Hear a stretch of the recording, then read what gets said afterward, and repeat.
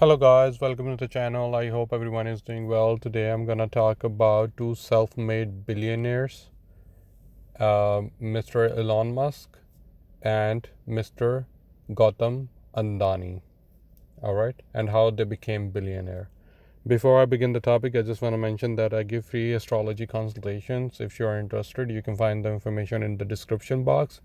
And if you haven't subscribed to the channel, please subscribe and also hit the bell icon so every time I post a new video, you can get the notification in your inbox.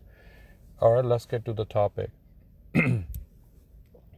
So let's just talk about this. Is gonna be really short video because I just wanna discuss the type of wealth they have generated in a really short period of time. If you see like Elon Musk, his wealth was like maybe under $10 billion in 2018, in 2019, and from the beginning of 2020 to the end of 2021, he became the first, like the top billionaire in the world, the most richest person in the world.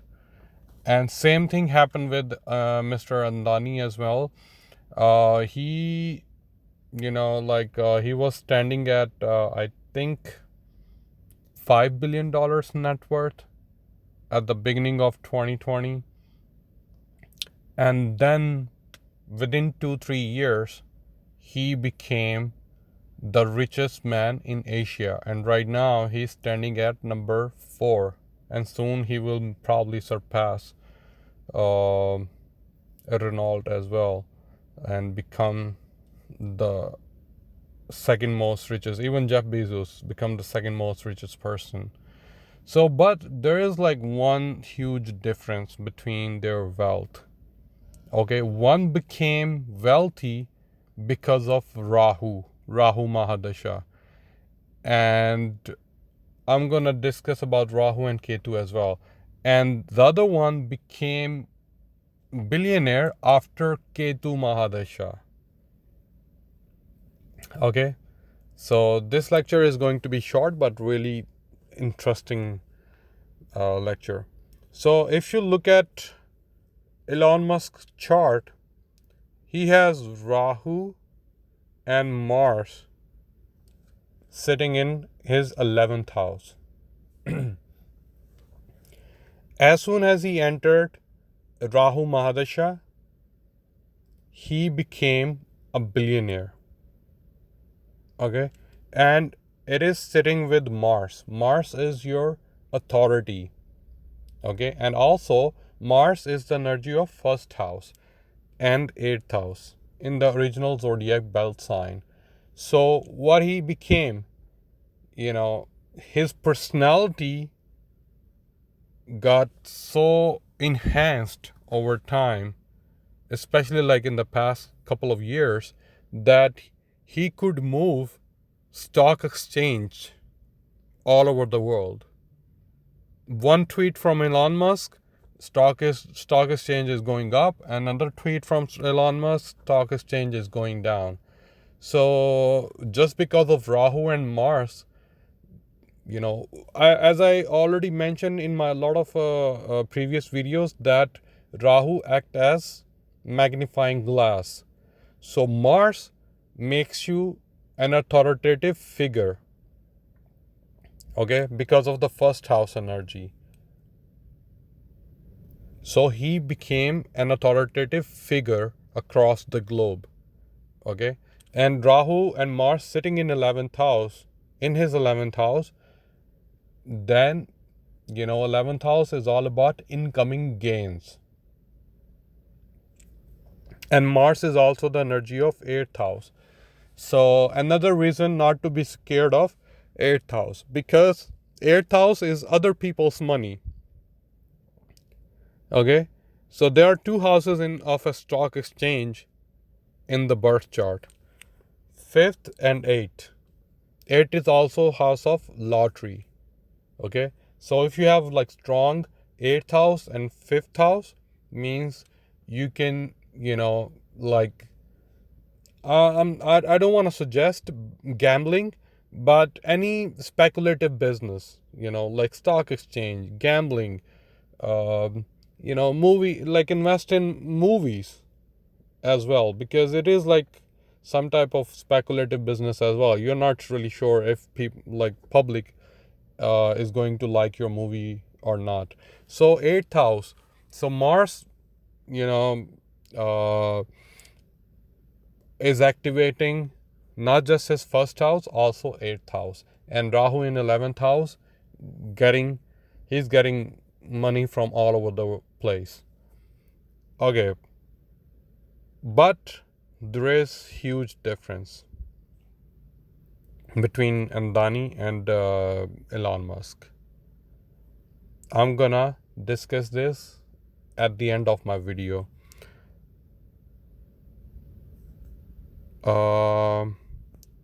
Let's talk about Mr. Gautam Adani. So Gautam Adani, same thing. He became an overnight billionaire and most richest Asian person. Okay, and right now sitting at number 4. So he has. I'm talking about whatever time I have, like the birth time, but it doesn't matter. I'm just gonna talk about like the conjunctions. I'm talking about the conjunctions. Okay, the time doesn't matter. Rahu Mars, even if it was like sitting in 10th house, it would have given him the same exact results. Okay, so Gautam Adani, he has Rahu Venus conjunction in his birth chart in the 12th house. As I said, whatever time I have from the like a lot of different websites.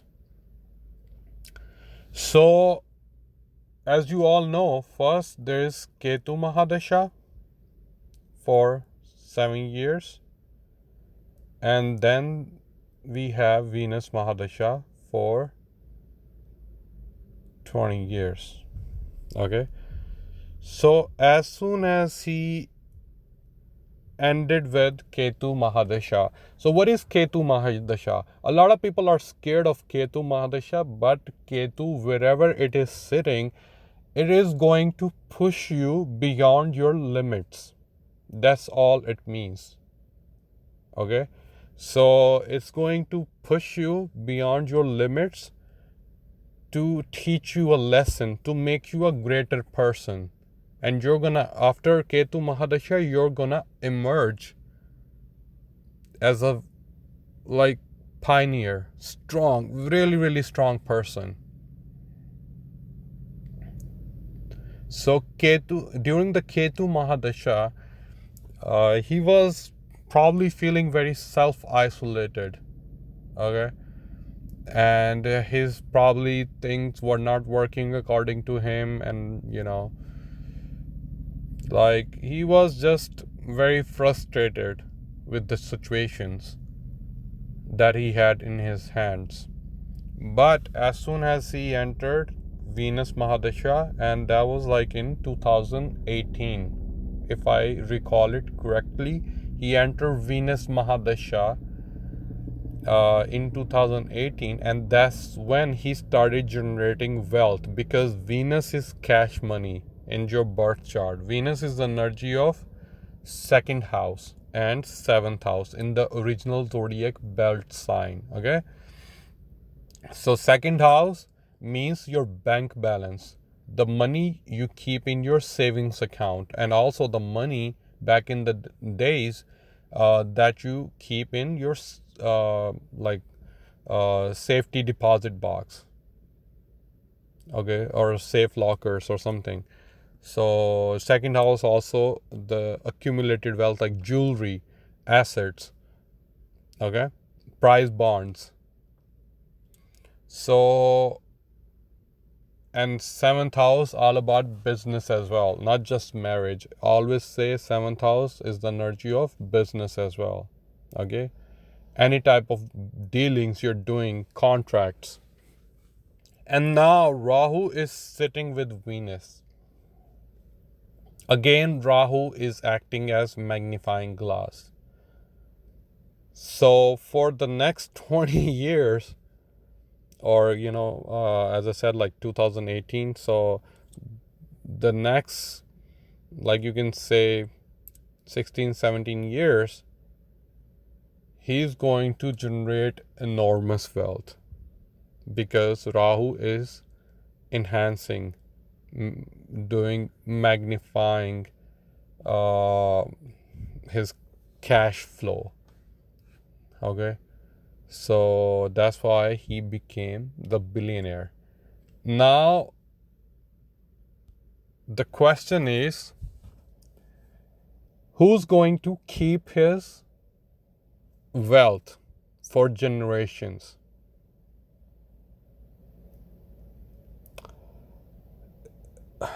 Elon Musk is going to end his Rahu Mahadasha in 2030. Okay.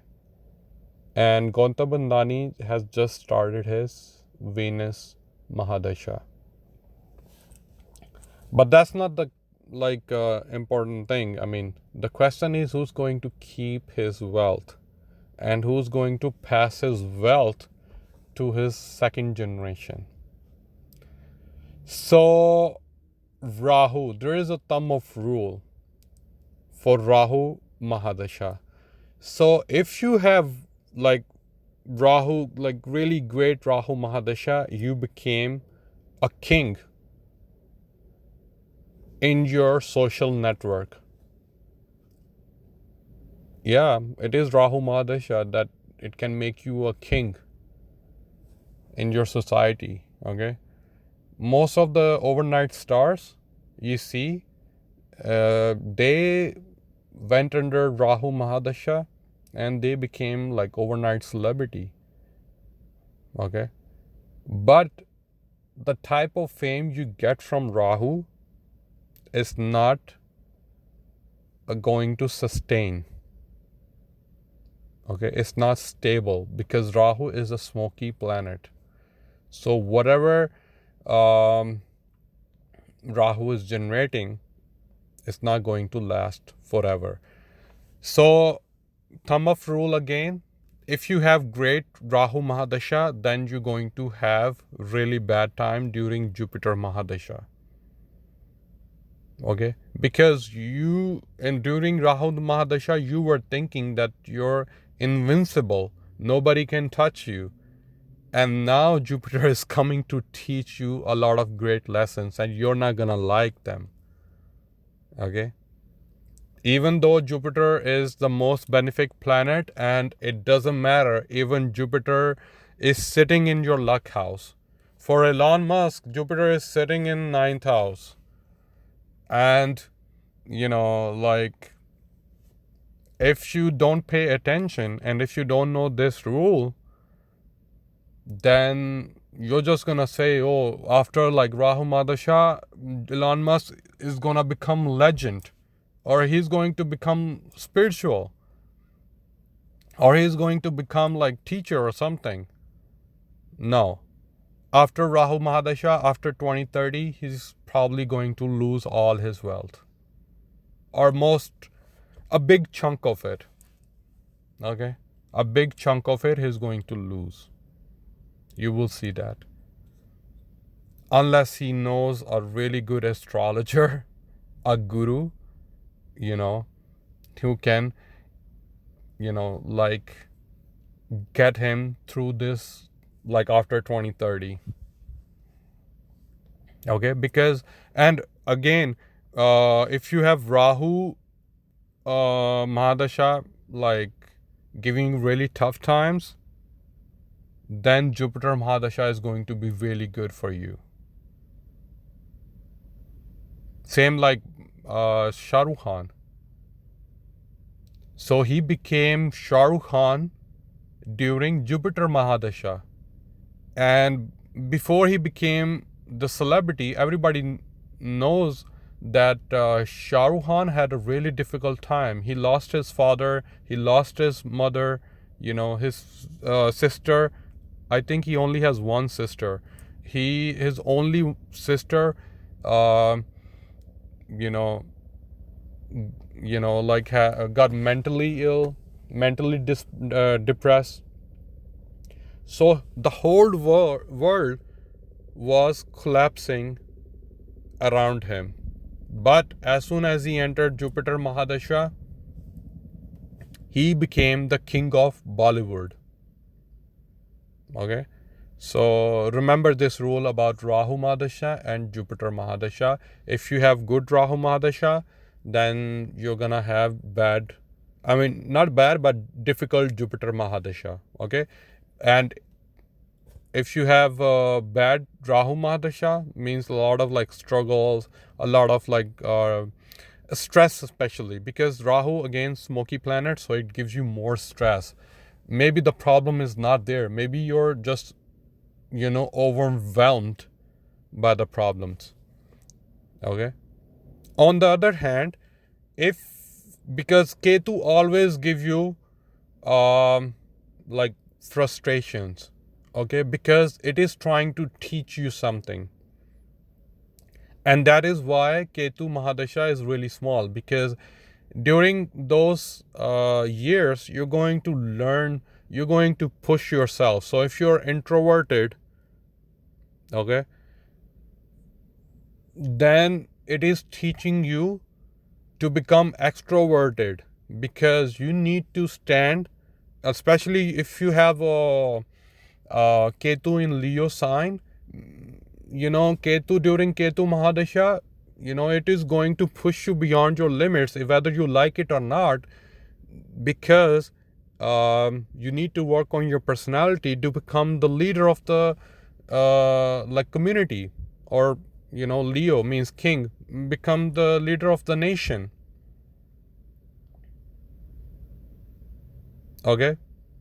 Or Ketu is sitting in your Sagittarius sign, Sagittarius 9th house energy. So maybe like you're not a good student, but during Ketu Mahadasha, first you need to become a good student in order to become a great professor or teacher, great guru.